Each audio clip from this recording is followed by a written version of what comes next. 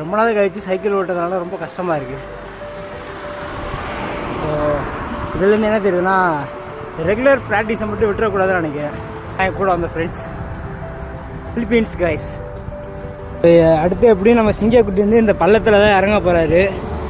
எப்படியும் குறைஞ்சது ஒரு 70, என்னால் அவ்வளோதான் போக முடியும். எனக்கு வந்து கண்ட்ரோல் கிடைக்காது. ரொம்ப நாள் கழிச்சு சைக்கிள் ஓட்டவும் 70-75 வரைக்கும் தான் போகும். அதுக்கு மேலே போகுதான்னு தெரில.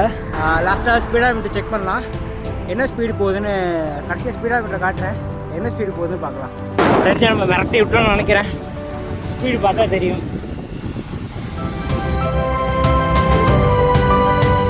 எதுக்காக இதெல்லாம் நான் பண்ணுறேன்னா,